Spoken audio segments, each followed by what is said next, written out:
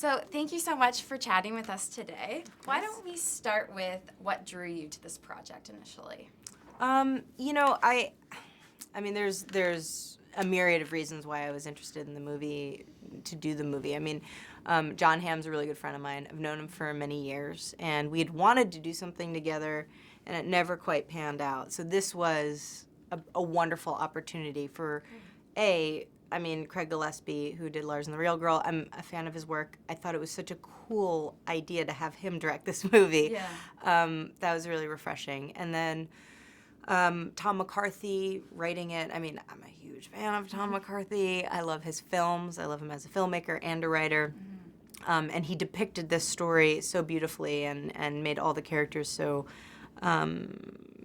earnest and also flawed and real, and that, namely Brenda, which a female character in a sea of male characters, certainly in a sports film, can be somewhat, not to like over stereotype it, but can be sometimes on the sidelines or, just sort of like a pretty face to kind of help pepper or dote on the male lead. So.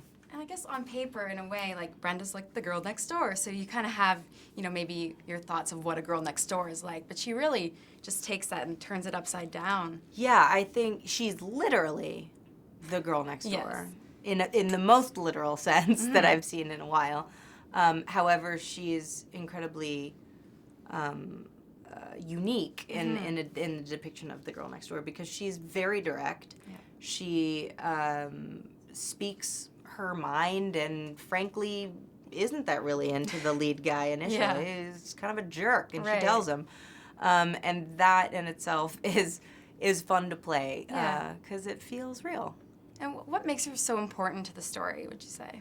I think, look, John's character is on a spiritual journey whether he likes it or not. So he's completely unaware of that until there are certain elements that sort of rouse him out of his blinkeredness. So I think Brenda being a huge part of that. So she kind of punches him in the proverbial gut and says, "Hey, look at what's going on here. Otherwise, you're going to miss out on something really fantastic." And he's on a one-track mind for monetary gain. Right. And she is the antithesis of that. I mean, she literally is a caretaker of humans. She's a medical student. Yeah. So she couldn't be more opposite to him. Great. And really the only kind of woman that was going to get his attention is is someone who can throw it back at him. So yeah, exactly. So, yeah. What makes this more than a baseball movie? Great sports movies are great because they're not about sports. Yeah. And it makes them so accessible. And this movie really is, falls under that category because it, I think baseball is there to help tell the story of these people, these interpersonal relationships, and this the journey of both John's character JB, but also every single other person. Whether it's the Indian guys, my character, or all the peripheral characters. It's and so I think because it's a movie about second chances and because these universal concepts and overcoming obstacles, like that is a universal theme. Right. And following your dreams even though you didn't know what they were. That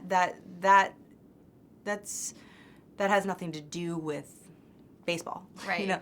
Totally. That exists in a myriad of different parts of our lives. Definitely. Well, thank you so much. Thank you.